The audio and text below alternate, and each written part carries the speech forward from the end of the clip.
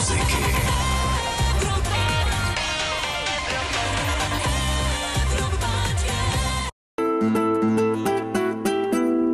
Tři, dva, jedna.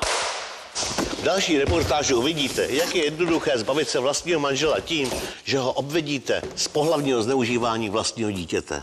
Fascinující je, že ženám, které švindlovaly stejně jako kolega, to prošlo. Nestalo se nikomu nic. Policejní psycholog napsal, že moje dcera Lada nebyla týraná a nikdy v životě nedostala od táty na zádech. Přesto žena pana Jaroslava oznámila na sociálním odboru, že otec společně se svou novou přítelkyní jejich dceru týrá. Pana Zdeňka manželka obvinila z pohlavního zneužívání jejich dcery.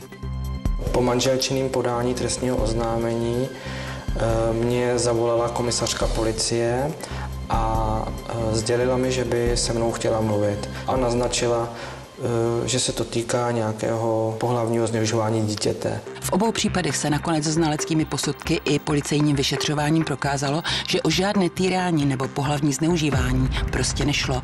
Přesto právě toto nařčení oběma mužům úplně změnilo život. Je to běžná praxe. Jeden z manželů obviní toho druhého z týrání či pohlavního zneužívání. Soudy ihned zasáhnou a jeden z rodičů přijde o své dítě. A neděje se to jen u nás. Příběh pana Andreje popisuje i situaci některých českých otců, se kterými jsme mluvili. Postavil som dom a ako náhle som priniesol domov papiere o kolaudácii, tak manželka zinscenovala domácu roztržku a mňa krátko potom zatkli. Aha, a důvod zatčení? Dôvod, že som vraj mal sexuálne zneužívať tie naše dievčatka. Musím říci, že dle mých zkušeností naprostá většina těchto případů byla prokazatelně tedy založená na falešném obvinění.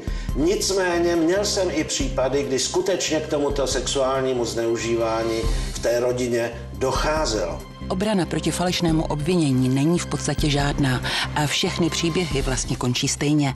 Ve všech třech případech otcové o své děti přišli. Sociální odbor napsal na soud, že týrám svoji dceru s mojí přítelkyní. Co jste jí měli dělat? No, že jsem jí mlátil, že měla modřiny po těle.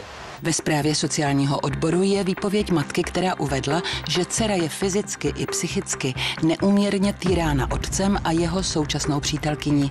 Proč s tím vlastně matka šla na sociální odbor? Protože mi řekla Lada, že jí vlastně teta bije, že dostala vařičkou, že dostala na hlavu za to, že řekla, že tatínek je zlej. Některé matky to využívají k tomu, aby zvýšili pravděpodobnost, že dostanou to dítě do výchovy a dokonce, že soud vynese zákaz styku toho otce s tou dcerou nebo s tím synem. Manželce pana Jaroslava se to povedlo. Soud skutečně svěřil dceru Ladu předběžným opatřením do její péče, ačkoliv dlouhodobě byla nezaměstnaná, neměla kde bydlet a řadu let se léčila v psychiatrických léčebnách. Celou tu dobu se o Ladu staral otec. Myslím si, že vzhledem k tomu, že každý může mít zdravotní potíže, ať jsou to psychické nebo fyzické, tak jako v podstatě povinností toho manžela nebo té manželky je za tu dobu převzít nějakou tu zodpovědnost a snažit se tu domácnost a tu péči o dítě vést. Když se naposledy vrátila, tak žila u bratra a pak zažádala o rozvod.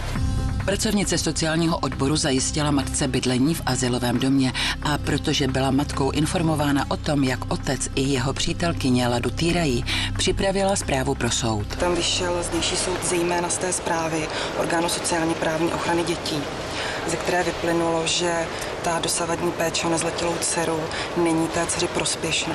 S takovým názorem ale nesouhlasila dětská lékařka, která rodinnou situaci dobře znala. Proto Ladu odeslala na odborné vyšetření. Lada byla shledána jako zdravé dítě, které v té době, když více pobývala s otcem, tak vlastně tíhla i k tomu otci.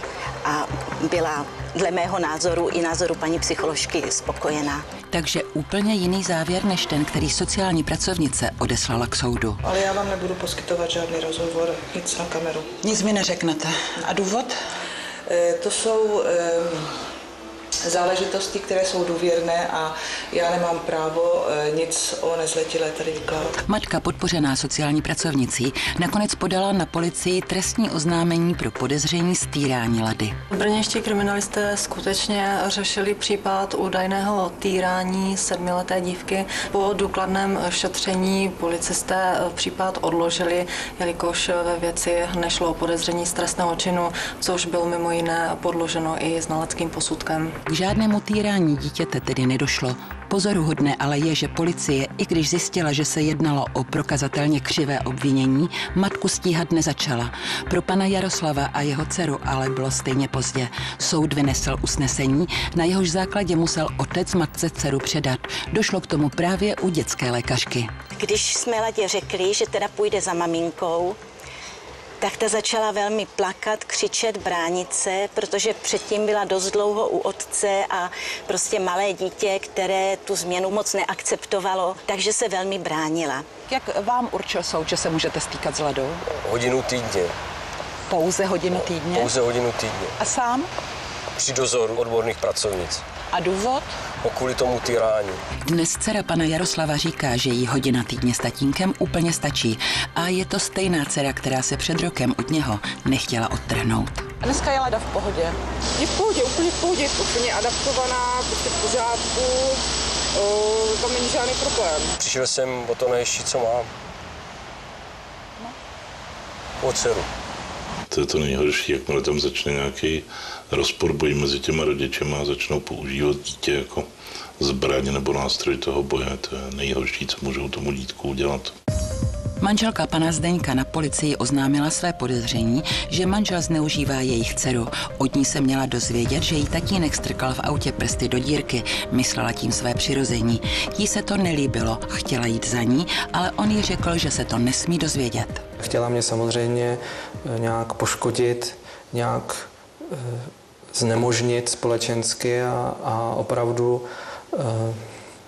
to mělo ten následek. Počátkem února roku 2008 jsme na tohoto muže přijali trestní oznámení pro podezření z trestného činu pohlavního zneužívání. To jsme samozřejmě intenzivně prošetřovali, když jsme došli k závěru, že se tento skutek nestal. Z toho důvodu jsme toto trestní oznámení odložili. Jenže kvůli vyšetřování tohoto trestního oznámení otec svou dceru měsíc a půl neviděl. Protože jsem se bál, že manželka unese dceru do Ruska, podal jsem několikrát žádost o předběžná opatření místnímu soudu na zamezení vycestování dítěte. Bohužel moje soudkyně všechny tedy ty mé žádosti odmítla s udůvodněním, že by manželka nemohla s dítětem ani k moři. Otec se odvolal a Městský soud v Praze rozhodnutí obvodního soudu pro Prahu 4 zrušil. Městský soud na rozdíl od obvodního soudu nařídil předběžné opatření, podle kterého měla matka povinnost odevzdat dceru otci, nevycestovat a předat mu také pas. Jenže v té době už žena pana Zdeňka do Ruska skutečně odjela. Velmi rychle své dceři zajistila ruské občanství a také zákaz vycestovat. Od té doby jezdí pan Zdeněk za svou dcerou do Petrohradu.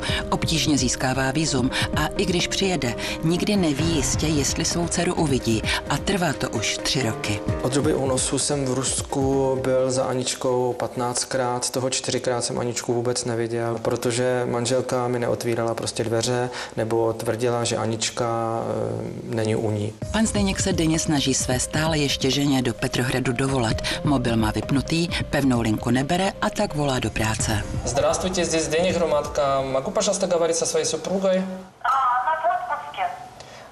Извините, это вы говорили уже в июле, в августе. Всегда, когда звоню, она в отпуске. Po 3 letech, teď v létě, obvodní soud pro Prahu 4 svěřil Aničku do péče otce. Aničku mám svěřenou do své výchovy, ale faktická stránka je jiná. Vidíte, není tady vedle mě, nemůžu se s ní dokonce ani vídat, ani ji slyšet. To dítě to nedokáže pochopit tyhle ty věci mezi náma dospělejma a nechápe, proč je ten otec, teď může to brát tak, jako že otec o ně nemá zájem, že o ně nestojí. Většinou to bývá spíš hodně negativní a určitě to ty děti poškozuje. Vraťme se ještě na chvíli k příběhu pana Andreje. Jeho manželka se obrátila na Centrum naděje, kde psycholožce sdělila své podezření, že její manžel sexuálně zneužívá obě dcery. V té době už byl otec dětí ve vazbě. Zatkli ma a potom najvýstižnejšie je asi, že sa nedialo nič.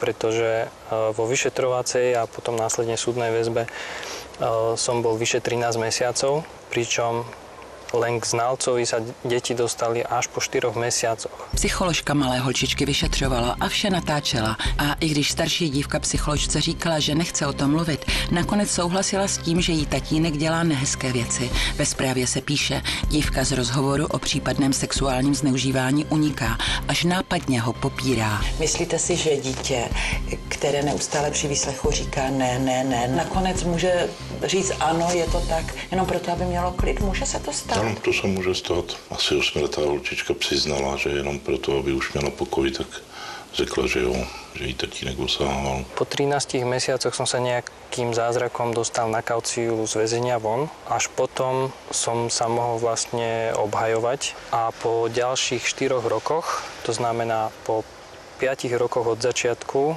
ma konečně právoplatně oslobodili. Panu Andrejovi nakonec pomohla uznávaná soudní znalkyně. Ta našla v předchozích vyšetřeních mnoho chyb a hlavně si prohlédla videozáznamy.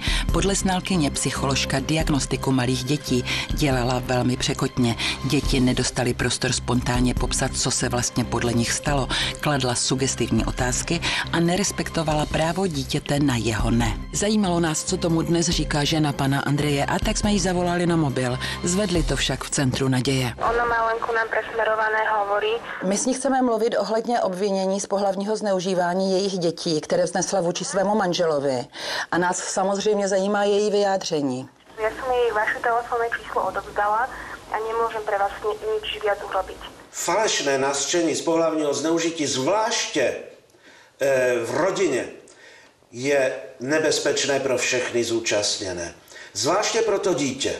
Když je zmanipulováno k falešné výpovědi vůči svému otci nebo matce, tak to může nést následky na celý jeho další život, na jeho psychiku, na jeho sexualitu, na jeho vztahy k lidem v budoucnu. Ve všech 3 případech byli muži falešně obviněni. Nikdo za toto nařčení, které jim úplně změnilo život, nebyl potrestán. Přitom podle našich zákonů platí, kdo jiného křivě obviní z trestného činu, bude potrestán odnětím svobody až na 2 léta. Zvažujem, či podat trestné oznámenie alebo nie. Určite na to mám právo, ale to, čo ma trošku brzdí, sú deti, že děti tím budou těž nějakým způsobem dotknuté, keby som to podal. Napadá mě, že jsem se teď opět nedávno setkal s případem, když bylo prokázáno, že otec není pedofil, děcka nezneužíval, tak potom podal na matku trestní oznámení pro křivou pomluvu a křivé obvinění, já přesně nevím, jak se jmenuje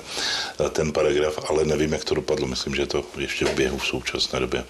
Za to my známe už ukončené případy. Prostě buď policie trestní oznámení odložila, protože se nepodařilo prokázat úmysl, nebo k úplně stejnému závěru dospěl soud.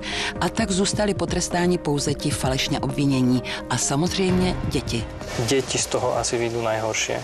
Děti trpeli, keď ich presviečali, že ja som nie ten dobrý otec, jakého ma poznali, ale že som zlý a že sa ma treba báť. A budú trpieť znova, keď budú prichádzať na to, že zase to nie je tak. Negativní dopad je v tom, když vlastně jeden rodič označí druhého jako zločince, proucha a tak dále a dítě má s tímhletím žít, ale když si představíte tu hrůzu, že řeknete dítku, tatínek je zločinec, grázl, kriminálník, ty jsi z jeho krve. Pohlavní zneužívání nezletilých dětí je závažným trestným činem. Alarmující však je, že se odborníci stále častěji setkávají s případy, kdy rodiče využívají falešné obvinění jako jeden z prostředků rozvodového boje. Chtějí ublížit a jistě ublíží partnerovi, který je zklamal, ale nejvíc tím poškodí své vlastní dítě. Já vím, že manželka jednoznačně 100% ví, že jsem nic taky neudělal. Ona se prostě chtěla jenom mstít za to, že Anička za mnou běhala s radostí, k ní s pláčem. Nevím, možná mstít za svou vlastní povahu. O dceru se bojím pořád. Nemůžu jí zatelefonovat, nemůžu se k ní přiblížit. To je výsledek sociálního odboru a co se dneska děje v České republice. A to je pravda, že všechno. Náměty nám posílejte mailem nebo na naše facebookové stránky. A příště zase nashledanou. Ha, ha, ha, ha. Já!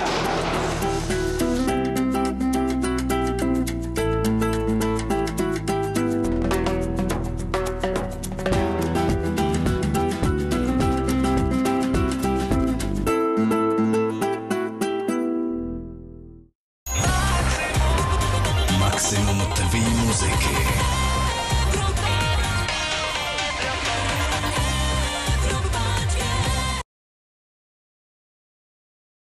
K pořadu vás zve Česká tisková kancelář, poskytovatel aktuálního zpravodajství.